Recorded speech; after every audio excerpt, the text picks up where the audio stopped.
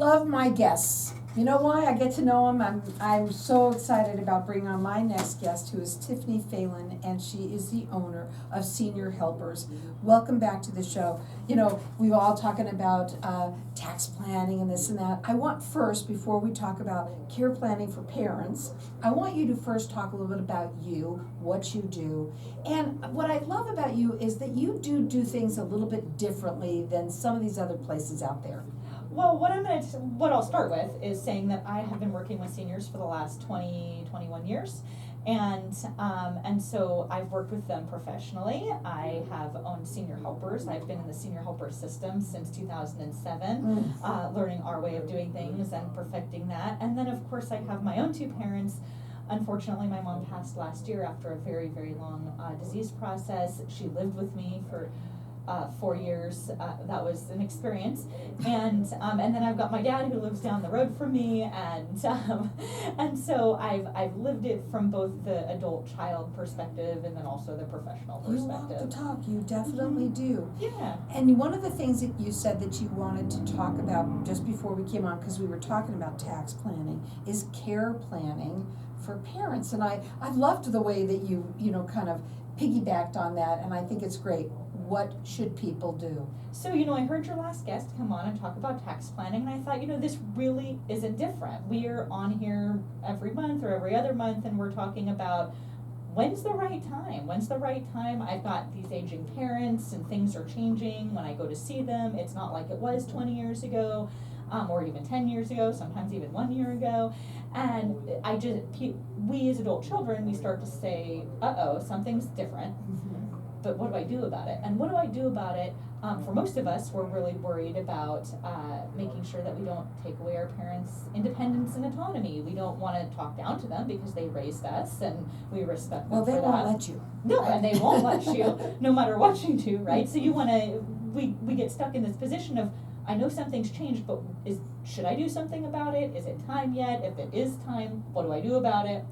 And so I thought maybe we could talk about that, because just like you plan for your taxes, you really need to plan for what do you do next? What's that next phase of life? And what I've learned is I've done over 5,000 assessments in my career, and the assessments, we're always working with our senior and almost always working with a family member or close friend that's helping them. And they're all kind of in the same spot. I don't really know what to do. This big thing has happened. And so they call us in. There's really two situations that we'll walk into. So the first one is the chaos. It's the fire. It's already happened. Something horrible has already happened. There's been a fall, or there's been a medical emergency. Those are the two big ones. And we're meeting them right as they're getting discharged from the hospital, and families coming into town to try and pick up the pieces and say, what do we do next? Of course, unfortunately, those families are very stressed out. Sometimes their loved ones are really not able to advocate. Our seniors in that situation aren't able to advocate for themselves, and the children are guessing. Sometimes they're not all in agreement. And so one of the things I recommend is being the first set of people. Unfortunately, it's the smaller group right now, but there is this group of people that starts the conversation with their parents early, before something happens. Right. It would be nice if everyone did that, but I think the problem is, more than anything, is that people out there they put their heads in the sand, number one. The connection with their parents may not be that great. They may not live here, they do not see it, but a lot of people right now just might have been here. They see their parents, and now they're really saying, wow, things are quite different. I think also the fact of trying to talk to your parents when they, like we said, they don't really want to hear from you telling them what to do. Having someone like you coming in and talking to them, doing that assessment, there's nothing like having an outsider do that. Sure, and you mentioned earlier that we do some things differently, and one of the things that we do to try to help our adult children have this conversation, to start it, because really the question is, what words come out of my mouth when I want to start this conversation?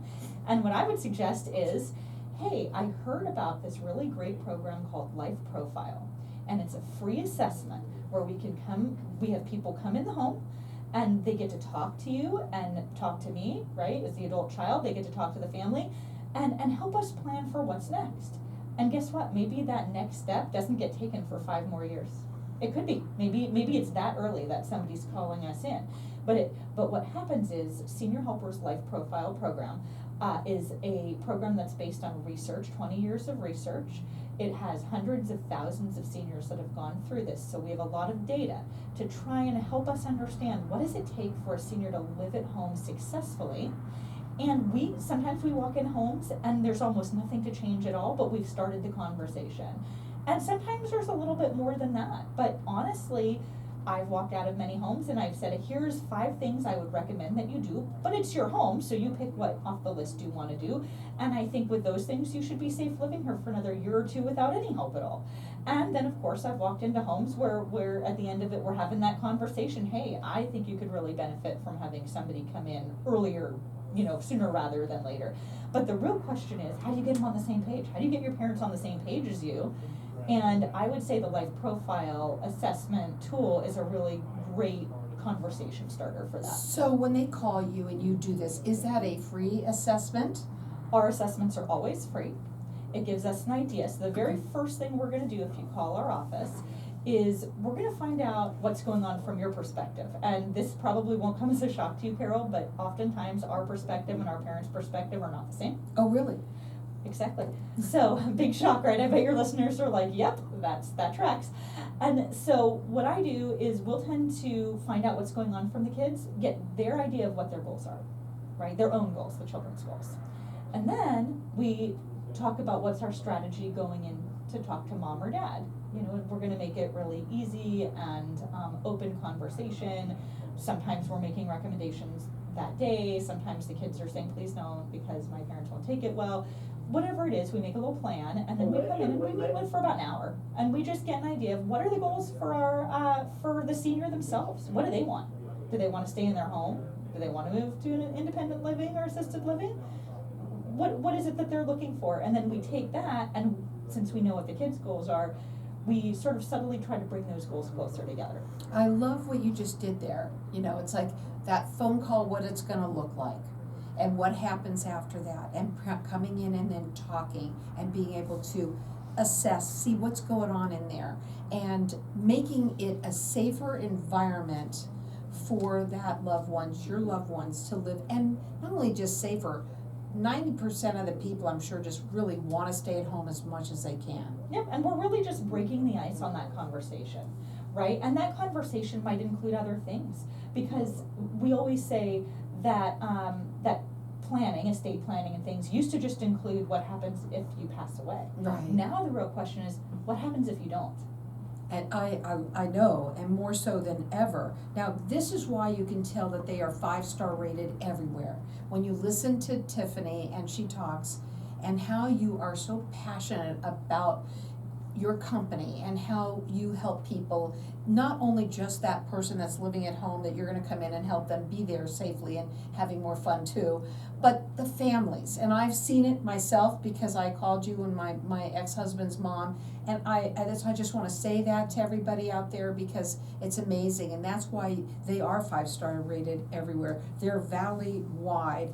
You can check them out on their website. It's seniorhelpers with an S.com, and the best thing to do is to give them a call, which is 480-360-4141.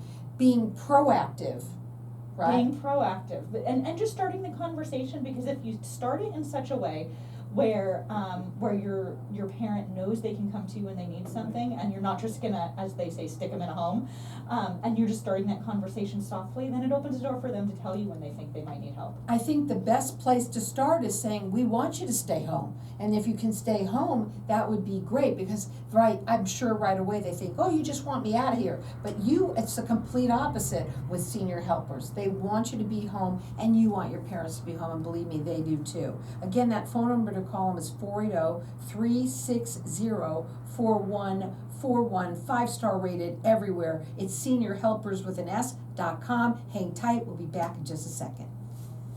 We're gonna keep on going. Yeah. Okay. With what you do, I wanna end that in that assessment. Is your favorite part, I know when you come in, you probably already know. You could probably walk in that room and within 2 minutes, you know. But what's your favorite part about what you do within this realm of the part of the assessments? Sure, so we have a couple, I love the breakthroughs with the seniors, right? I think that's really nice, because what you're really doing is you're gifting that family the ability to navigate this without getting in a fight about it, right? And I think that's really And there's an important. art to it. There's an art to it, because you have a lot of what I would call stakeholders. And those stakeholders may have different interests. Sometimes it's I want to stay home, or I want my mom to stay home. Sometimes it's I want to spend the least amount of my future inheritance as possible. Sometimes, right?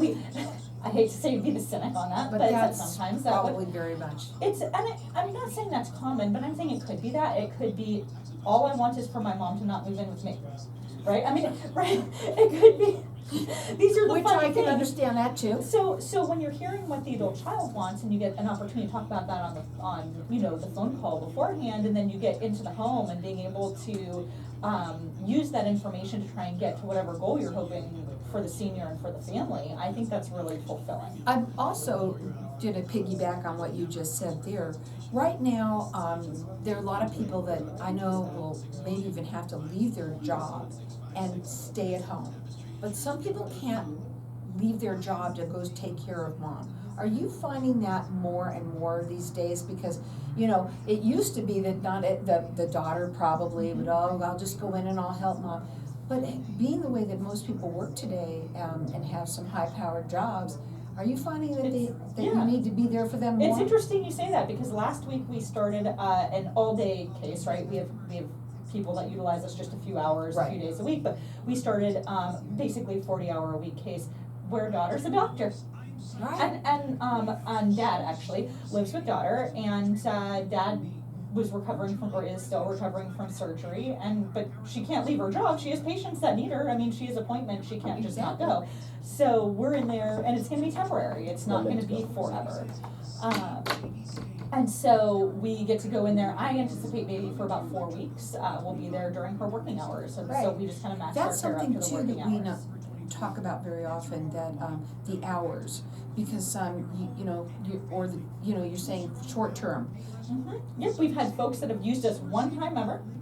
Oftentimes, when in a situation like that, they are having like cataract surgery or something, right? Yes. So they need not just when you're getting cataract surgery, you don't just need somebody to take you to, right? It's not like a taxi. They won't sign you in unless somebody's saying they're going to drive you home and make sure that you you're can't okay. just do Uber with that. Right, exactly. So something as simple as that, 6 hours one time, right? So that's typically what Here we we'll go. do. Mm-hmm. I'm so enthralled. So welcome back everyone. We're talking with Tiffany Phelan, and she is the owner of Senior Helpers. And during the break, we still talking here because we're live on Facebook, and we've been talking a lot about some people who have to work, and their parents they need you, but you can't leave your job, right? Sure. Yeah. And you just had a doctor that you were talking about. I want you to explain that story. But also I want to talk about the hours. Sometimes it's as short as what we're going to talk about, and you're going to listen up and hear this, folks. Sure. So we started a case last week with a woman who has her dad living with her, and she's a doctor. She has patients of her own that you absolutely, think about if your doctor canceled, they probably see 15 patients a day or something. So imagine they cancel 15 patients a day for an entire week, or in this case, it'll probably be about 4 weeks for him to recover from surgery. That's just not an option. So she called us in, and we call it temporary. It's for 4 weeks. We kind of know that there's an approximate end date to this, and we're just supporting her and her dad while she, needs to work, and he's recovering from the surgery. And so we've got folks that literally utilize us one time ever, and the most common surgery that will provide care for is cataract. So if you're getting cataract surgery, they will not sign you in for your surgery unless you have a person who is saying, I will stay at the hospital or the facility while they're having the surgery, and I'll drive them home and make sure they're okay. Without that, you can't Uber to a cataract surgery. They will not let you do that. So that is very common. So in that case, we'll just do, if it's a one-time thing, we do 6 hours. We just make sure that way we can also pick up medications and get them home and comfortable. We wait for the surgery, get them there early. So that would be like our most common, very, very short duration client. The longest duration client we've had was for 12 years. We cared for both a husband and wife over the duration of that time for part of the time together. Husband passed, still care for wife. Wow. And so we started with them 12 hours a week. They had us there 4 hours a day, Mondays, Wednesdays, and Fridays in the afternoons, and that was 12 years ago. And now we're 24/7, and we've been that way for a while. Mom wanted to stay home, Dad wanted to stay home, and so we were able to gift their very, very busy, very high-powered professional children the ability to stay with their jobs, and they still come in the evenings and have dinner with their parents. They're a very involved family, but they get to stay with their employment. Do you find that there's a lot of people here that they live somewhere else completely in another Arizona, state? very, very popular Very retirement popular. state, so we do get that a lot. Question about that, because when you talk about, there's a lot of parents that are living on their own, and mom needs surgery. You're listening to this, these are the people that you need to call, because they can be there for the duration that you need them, for something like that. And then, of course, I'm sure that as somebody uses your services, they want it more. Oftentimes, so the barrier to entry usually is convincing the senior that they need help, and what does that seem like? What does it feel like to have somebody help you in your home? Very private, you're in your own home. I mean, it's about as personal as things can get. And so that's usually the barrier to entry. Our goal is for the same caregiver to develop a relationship over a long period of time. Of course, we want them to get along, so if they don't get along, we would have to change that. But our goal is for that long-term placement. And one of the other benefits for our out-of-state families in that situation is you have somebody very regularly seeing your loved one and reporting back if the senior, and if that's the right situation for the family. We have many situations where caregiver reports back to the office. We have care managers that have relationships, so those are office staff, administrative staff who oversee care, who are in there anywhere from once every 2 weeks to once every 2 months for somebody who we rarely see. But our care managers are in there, and then our caregivers and care managers are maintaining those relationships with family and saying, hey, listen, I saw something different when I showed up at mom's house. So right? here's the thing too, it's all about the quality of life for that person. And if they can be home and the things that you do with them, I want to make sure that we get to a couple of other things here, which is funding and long-term care. But I just want to say really quickly, you do things for them. It's not just, they sit there. I mean, you do so much. Sure, our caregivers can do anything from doing grocery shopping and meal preparation. We can do that either with our clients or for them. So for a lot of our clients, they love to go to the grocery store. I bet. We wouldn't take that away from them. We would just go with them. Some of our clients are like, I don't want to do that. So, so they'll send the staff to do that. They'll help with showers. They'll go out to outings. I mean, getting your hair done, nails done.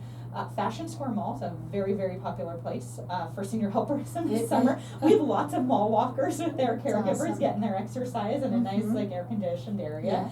Yeah. And then I do have one thing that you don't know about yet, Carol, and it's we were just yesterday certified. I have 4 people in my office that have been certified as coaches through Honor Health's program called A Matter of Balance. This is a program that was originally through Maine Health, which is on the East Coast, and it's an evidence-based program that helps get our seniors active. And so now one of the things we're adding to our services is these free classes for anybody. They don't have to be our client. So it could be our client, or it could be just a senior in the community.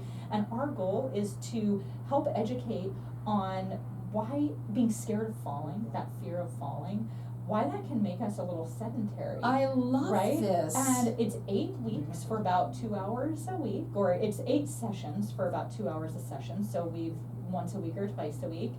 And we're going to take folks through some, just talking about falls, educating ourselves about how falls are not a normal part of aging. And then we do some exercises, and it's an amazing way that Honor Health is actually connected with the community, and they've allowed us to become lay coaches and volunteer coaches. And so my team is now completely certified to coach this program, and we would love to offer that to seniors who are interested and just get them up I'm and sure moving. they'll all want that. So there's another activity. So That's we're always awesome. looking for ways to re-engage our clients, re-engage community members, and get them active and moving around. That's so it's more than just can I give you a shower? Yeah. That really is a smaller percentage of what we do. We do a lot of activities with our Alzheimer's and dementia clients, even if it's just coloring a page or doing some painting or, I mean, really anything that interests them. Anything. Interactive things. You're like that. Now, let's talk, you want to do funding or long-term before we go? Well, we're going to do both. We're going to talk Let's about them at try the it. same time. Okay. So, I think a lot of people are probably listening to this saying, right on, like, this is great, but how do I pay for it? Right? Or Exactly. how does my mom pay for it? Mm-hmm. And so I want to just briefly talk about that. Of course, there is a lot of private pay that happens with home care, but there's some really interesting funding sources that people don't even know about. So I'll start with the VA.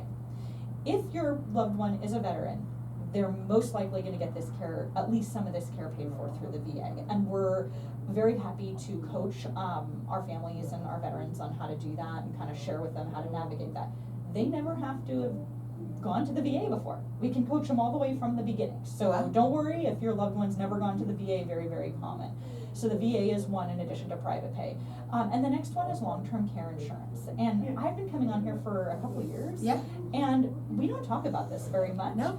And people forget or don't know that they have this policy. So long-term care insurance is completely different from health insurance. It's something that many people would have gotten at one of their Fortune 500 jobs, or maybe as a teacher or a government employee has oftentimes access to these plans, started paying it a little bit at a time, right, on a monthly basis, probably 40 years ago or 30 years sure. ago. Then they forgot about it because, you know, It it's was just not done top through of work, mind, right? right. Yeah. And that plan is just sitting there waiting. And oftentimes it's really very much used at the discretion. Of course, the insurance company is going to have to approve that they really need the help. But we do have quite a few people that utilize that, and we have quite a few adult children who had absolutely no idea that their parents had this, and we even have clients that forgot they had it. I was going to say, let's say they did. Let's say they were working for a company that it was given to them, and they even thought, well, when I left, that went along with the job, right? Mhm. How do they find it? How do you help people when you say they forgot about it? How do they go about getting it back? Or how, I'm not So saying get most likely they've gotten some kind of correspondence Okay, over good. the years, and that probably just goes in the circular file. Yeah. But so oftentimes what they'll do is they'll say, oh, I remember this company called, I think it was CalPERS, yeah, I think it was yeah. Penn Treaty, I think it was, right, I don't know, maybe something like that. And we'll show them how to call and ask and get information on their own plan for themselves. We've had families find, stuff stuffed in desk I drawers. was just going to We say found- that. Right, Yeah. and so all kinds of different things that they didn't know they had, and guess what? It's use it or lose it. Yeah.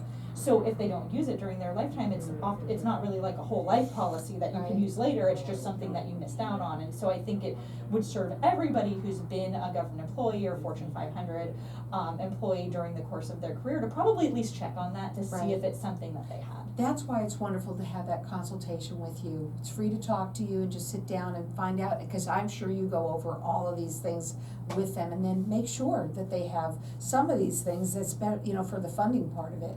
Absolutely, because I think, and then we start to talk about, okay, well, we've even had times where there's, say, 2 or 3 adult children and the care needs are fairly low, and they say, you know what, since I can't be there, I'd be happy to contribute $100 a month or $200 a month, right, to help make this happen. So Maybe mom that's can what stay they home want. safe. Right, well, right, maybe it's easier that way, and so oftentimes really the first step is ask the question, let's look at what the care needs are and what that's gonna cost. It's all about, the first thing is care planning for our parents. That's the most important thing, and also to make and have that consultation with them. Tiffany is adorable, I love you, and I also love the way that you are so passionate about what you do and educating people out there. That's the biggest thing with you that you're all about. Her phone number to call is 480-360-4141. The website is seniorhelperswithan.com. They are 5-star rated everywhere. And as you hear her, you can tell why they are. And you know what? Just have that consultation with them. Do it early. Be proactive. Do that care planning for parents early. Again, that phone number is 480-360-4141. It's seniorhelperswithan.com.